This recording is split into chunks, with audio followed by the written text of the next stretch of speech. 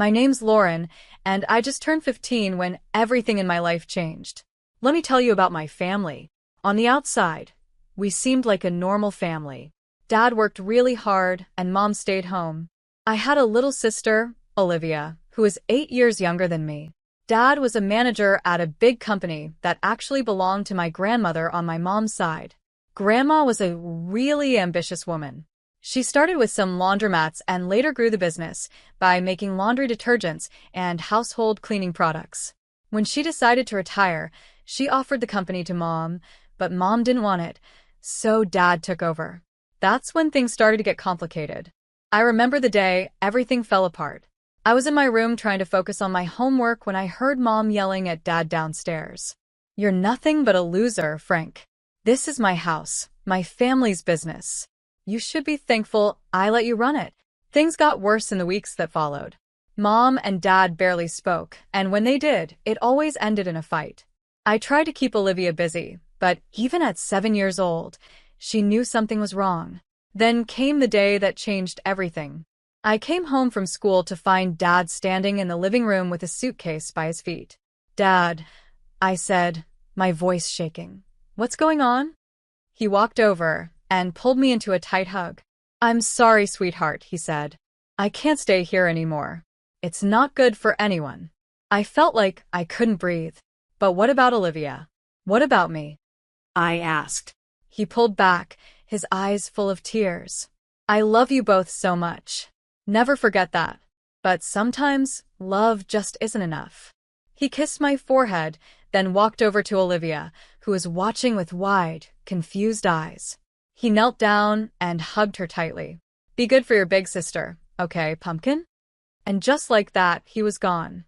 The door closed behind him, leaving me feeling empty. Mom came home an hour later. When I told her Dad had left, she didn't seem surprised. She just nodded like she had been expecting it. "Good riddance," she muttered. "Mom," I couldn't believe what I was hearing. "How can you say that?" She turned to me with cold eyes. "Your father cheated on me, Lauren. Over and over again." I couldn't take it anymore. That night, everything changed forever. I lay in bed and could hear Mom talking on the phone in her room. She was laughing, sounding happier than she had in months. I wondered who she was talking to, but I was too tired to care. Just when I thought things couldn't get any more complicated after Dad left, Mom hit us with another surprise. One morning, while we were having breakfast, she announced, "I have some news. I'm getting married." I almost choked on my cereal. "What?" "Mom, Dad's only been gone for 3 months." She waved her hand like it was no big deal. "Sometimes true love happens unexpectedly, Lauren. You'll understand when you're older." 2 weeks later, Paul moved in. He was okay, I guess. He was tall and good-looking in a way that made people say, "Oh, he seems nice." But from the start, something about him didn't sit right with me. He made an effort with Olivia, playing games with her and helping with her homework, but with me, it felt like I didn't exist. Meanwhile, things were changing at the company, too.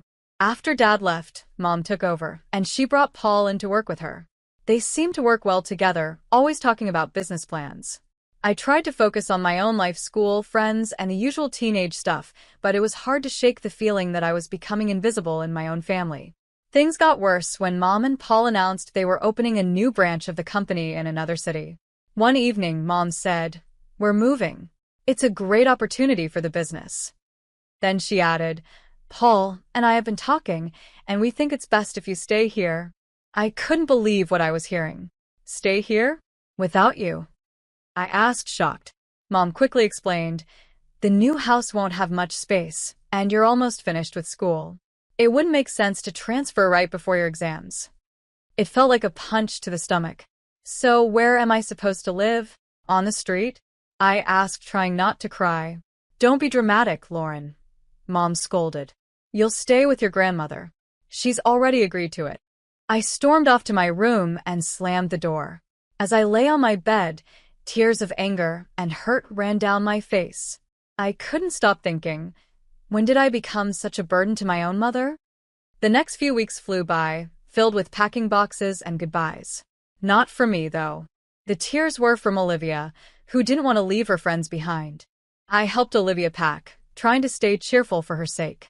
Will you come visit us, Laura? She asked, her big brown eyes filled with tears. I hugged her tightly. Of course, I will, squirt. You can't get rid of me that easily. The day they left, I stood on the porch with Grandma, watching as the moving van pulled away. Mom gave me a quick hug, and Paul gave an awkward nod. Then they were gone, taking Olivia with them. Living with Grandma wasn't as bad as I had imagined. She was pretty cool in her own way, giving me space when I needed it but always there with a cup of tea and a kind ear when I wanted to talk. Still, it didn't feel like home. My 20th birthday came faster than I expected. That morning, I woke up feeling strange. I should have been excited, but all I felt was empty. Mom called, of course. Happy birthday, sweetie, she said, sounding overly cheerful. I'm sorry we can't be there. Work is just crazy right now. We'll celebrate next month when we visit, okay? I knew we wouldn't. They hadn't visited once since they moved. Sure, Mom. Sounds great. Grandma must have sensed how I was feeling, because she really went all out. She let me invite a few friends over, ordered my favorite food, and even baked a cake herself. For a few hours, I almost forgot about everything. The next morning, Grandma called me into her office. She had a serious look on her face that made my stomach drop. Sit down, Lauren, she said, pointing to the chair across from her desk. We need to talk. My mind raced. Oh no. Is she kicking me out? Where would I go? But then she smiled, reached into her desk drawer, and pulled out a small folder. Happy birthday, sweetheart. Open it. I did, and my heart nearly stopped when I saw what was inside. Grandma, is this? She nodded, her eyes sparkling. The company is yours now, Lauren. I see potential in you. You've got a good head on your shoulders, and I know you'll do right by the business. But Mom and Paul, they're running it now, I said, still in disbelief. Grandma's face tightened a little. They're running a branch. The main company, the heart of it all, that's yours now. I sat there, stunned. Me, barely 20, the owner of a multi-million-dollar company. It felt like a dream or maybe a nightmare. I don't know what to say. I finally managed. Grandma reached across the desk and squeezed my hand. You don't have to say anything.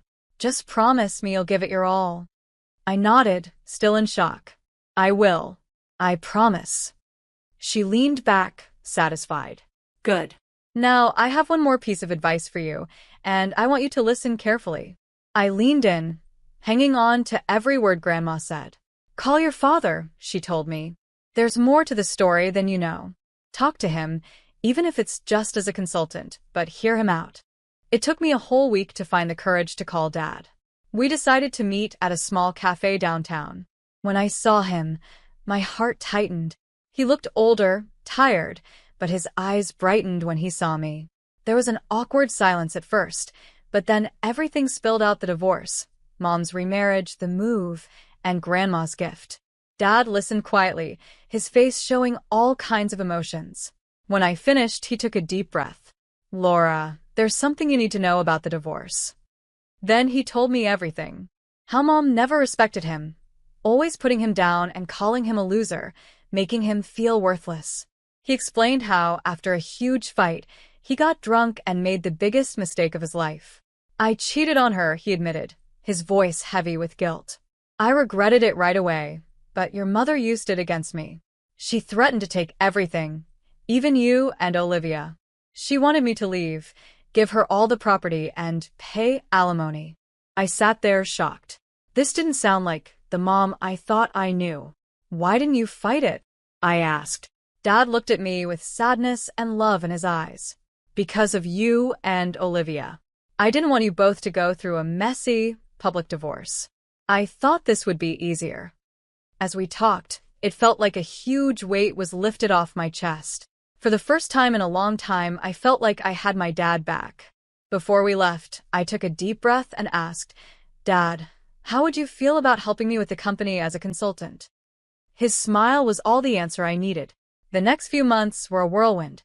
I studied for exams, spent long nights cramming, and before I knew it, I was standing on stage at my high school graduation with a diploma in hand. Grandma was in the audience, smiling proudly. Mom and Paul were nowhere to be seen, but by then, I'd learned not to expect much from them. As summer came, I focused on college applications. With Grandma's support and Dad cheering me on from afar, I aimed high. When the acceptance letters started arriving, I could hardly believe it.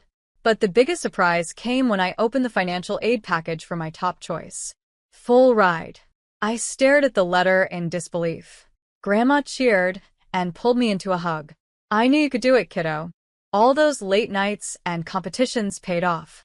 I decided to major in business management. It seemed like the smart choice, especially now that I had the company to think about. I now had a company to run, and the idea still felt unreal, but I was determined to make Grandma proud. To celebrate my college acceptance, Grandma decided to throw a small party, just the two of us. We got some fancy takeout, and a bottle of sparkling cider. Grandma wasn't about to let me drink champagne, even though I was an adult now. We were halfway through dinner when the doorbell rang. Grandma frowned, clearly not expecting anyone. "I'll get it," I said, putting down my fork. When I opened the door, my stomach sank. There stood my mother and Paul, looking annoyed and impatient. Before I could say anything, they pushed past me into the house. Mom didn't waste time on greetings. "Mother, we need to talk about the company. Now." I stood there, stunned, as Mom launched into a rant. She didn't even look at me, didn't ask about my graduation or college. It was like I wasn't even there. "Why can't we access the main accounts?" she demanded. "And why are you blocking the transfer of funds to our branch?" Grandma's expression hardened. "Because it's not your decision anymore, Kelly. The company belongs to Lauren now. She's the one who will decide its future and manage its finances." The room went silent. I could feel the tension hanging in the air. After Grandma's words, I saw a wave of emotions cross Mom's face, first shock, then anger, and finally, something calculating. Suddenly, her whole attitude shifted. "Lauren, sweetheart," she said, her voice dripping with fake kindness. "I've missed you so much. Why don't you come live with us?" I blinked, caught off guard by this sudden change. Mom stepped closer, reaching out like she wanted to touch my arm. Instinctively, I stepped back. "We've settled so nicely in the new city. We have a beautiful house, and there's a room just for you. We could set up a desk and get you a new computer for your studies and work." "No, Mom," I said firmly. "I'm happy here. I have my friends, my school, and Grandma needs me." Mom's smile wavered for a moment, but she quickly recovered. "Well, if that's the issue, we could always move back here. We could live in our old house, just like before. Wouldn't that be nice?" I shook my head. "It's not about the house, Mom. It's about everything." I could see the anger building in her eyes, barely contained. Before she could say anything, I decided to ask the question that had been burning inside me for months. "Mom, why did you really divorce Dad?" She froze, taken aback. "Well, your father, he cheated on me. Multiple times. I got tired of it. He left us for his mistress and didn't even pay alimony." "That's not true," I said quietly. I said, "Dad told me everything. It only happened once, and it was because of how you treated him. He didn't abandon us, you kicked him out. And he's been paying alimony regularly." Mom's face twisted with anger. "How dare you? You ungrateful little brat. You have no right to interfere in my personal life. Everything here is mine, and I decide who lives where." Grandma, who had been quietly watching, finally stepped forward. Her voice was calm but firm, stronger than I had ever heard before. "That's enough, Kelly," she said. "You seem to have forgotten a few things. This house, the company, they belong to me, not you. I gave the company to Lauren because I trust her judgment more than yours right now. I think it's time for you to leave." I watched with mixed emotions as Grandma firmly escorted Mom and Paul out of the house.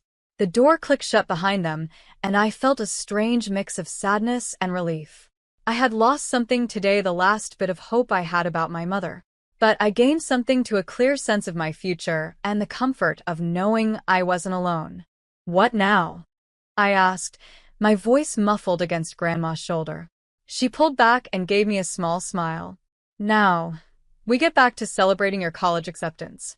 And tomorrow, We start planning for your real future, not the one your mother tried to force on you. The next morning, after the confrontation with Mom and Paul, I woke up to the sound of voices downstairs. Curious, I crept down the stairs and peeked into the living room. To my surprise, Dad was sitting on the couch, deep in conversation with Grandma. I sat down next to them, and Grandma explained why she had called Dad over. "I've been thinking about Olivia," she said. "Your mother, well, I'm not sure she's in the best position to care for her right now. I've suggested your father seek custody of Olivia." I felt a surge of hope. "Really? Dad, are you going to do it?" He ran his hand through his hair, looking both nervous and determined. "Yeah, I am. It won't be easy, but Olivia deserves better than what she's getting now." I couldn't help it. I threw my arms around him. "Thank you, Dad." As we pulled apart, Grandma cleared her throat. "There's more," she said. "I've hired a private investigator to look into your mother and Paul's affairs." Over the next few weeks, life settled into a strange, new rhythm.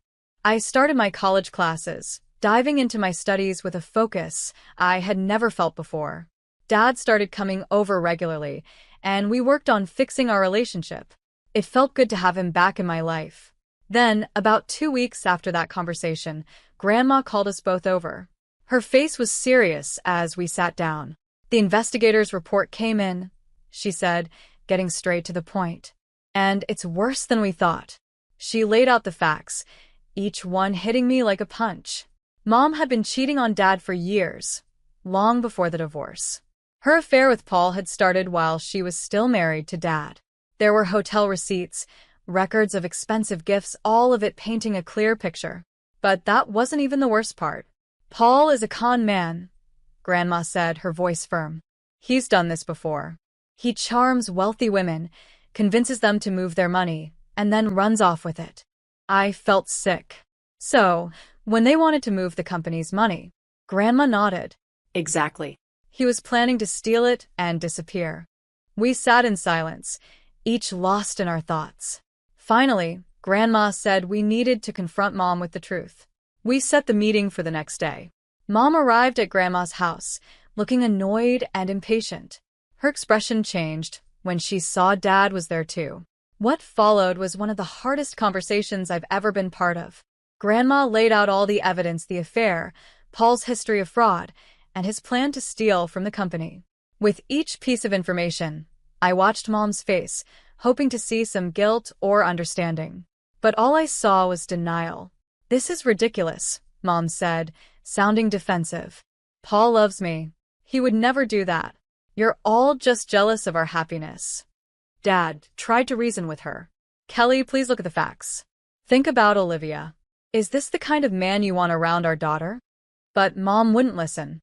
She stood up, her face red with anger. "I don't have to listen to this. Paul is a good man, and I trust him completely. You're all just trying to ruin my life." With that, she stormed out, slamming the door behind her. As we sat there, I realized something: this wasn't the end. It was just the beginning of a long, hard battle. But looking at Dad and Grandma, I knew I wasn't facing it alone. The next few months were a whirlwind of legal battles and emotional ups and downs. With Grandma's strong support and her legal expertise, Dad filed for custody of Olivia. I tried to stay focused on my studies, but it was hard not to get distracted by everything happening around me. The day of the custody hearing came, and I insisted on being there. The whole thing was tough. Mom's lawyer tried to make Dad look like he wasn't involved in our lives, but our lawyer was ready. He showed proof of Dad's regular alimony payments, how he had tried to keep in touch with us, and the stable life he had now. Then came the big shock. The private investigators' report about Paul's criminal past and their plan to steal from the company. I watched Mom's face as the truth came out first. She looked shocked, then angry, and finally, lost. For a moment, I almost felt sorry for her. Almost. When the judge gave full custody of Olivia to Dad, I felt a mix of emotions: relief that Olivia would be safe, but also sadness that it had come to this. As we left the courthouse, Olivia in Dad's arms, Mom approached us. "This isn't over," she hissed, her eyes full of anger. Grandma stepped in between us. "Yes, Kelly, it is. Go home." Things only got worse for Mom after that. The judge ordered her to pay child support to Dad for Olivia. It was a huge shock for her, since she'd always thought she'd be the one receiving support, not paying it. I threw myself into my studies and learning more about the company, trying to stay away from the family drama. But I couldn't help feeling a bit satisfied when I heard that Paul had left Mom, running off with another woman and a large chunk of Mom's personal savings. One evening in autumn, Dad called me. His voice was tense with emotion. "Your mother showed up at my place today," he said. "She wants to make up, said she made a mistake, and wants us to be a family again." My heart tightened. Part of me, a small part, wanted him to say yes, wanted things to go back to how they used to be. But I knew better now. We'd all been through too much. "I told her no," Dad said firmly. "I told her that ship sailed a long time ago and that I wouldn't put you or Olivia through that again." I let out a breath. I didn't realize I was holding. "Good," I said, surprised at how strong my voice sounded. "You deserve better, Dad. We all do." There was a pause, and then Dad spoke again. I could hear him smiling. "When did you get so wise, Laura?" I laughed, feeling lighter than I had in a long time. "I learned from the best." After I hung up the phone, I looked around my room at Grandma's house. My textbooks were scattered across the desk next to a stack of company reports, and photos of me with Dad and Olivia smiled back from the bulletin board. This wasn't the life I imagined a year ago. It wasn't perfect, there was still a lot to figure out and plenty of challenges ahead, but it was real. It was mine. I thought about Mom, now alone after all her plans and manipulations. I felt a little pity, but it was mostly replaced by a sense of justice. She made her choices, and now she had to deal with the consequences. As for me, I had a family that loved me, a company to run, and a future full of possibilities. It wasn't the path I expected, but standing at the start of my new life, I realized something important. Time flew by as I balanced college and managing a multi-million-dollar company. Before I knew it, I was halfway through my degree, buried in textbooks and financial reports. The weekdays were filled with lectures and late-night study sessions, but the weekends were sacred. Every Sunday, I packed my bag and headed home to Dad and Olivia. The moment I walked in, Olivia would run to me, yelling, "Laura," and tackle me with a hug. At 12, she was all long legs and boundless energy. Dad would step out of the kitchen, usually wearing an apron, just in time for dinner. He'd grin and say, "Just in time for a meal." Those weekends became my anchor. We'd eat dinner together, with Olivia excitedly talking about her week at school, while Dad and I discussed the company. After Olivia went to bed, Dad and I would often stay up late, going over business strategies. Thursdays were always spent at Grandma's, where she cooked up a feast, filling the house with the smell of roast chicken and apple pie. After lunch, we'd sit on the porch, talking about everything and nothing. "I always knew you had it in you, Lauren," Grandma would say, squeezing my hand. As graduation got closer, I felt both excited and nervous. Dad, true to his word, was running the company smoothly while also preparing me to take over. One evening, he told me, "I'm ready to hand over the reins whenever you are." I hugged him tightly. "Thank you, Dad." For everything. Life wasn't perfect, and there were still challenges ahead, decisions to make and a company to manage. But as I looked at my little family, Dad, Olivia, and Grandma, I knew we could face anything together.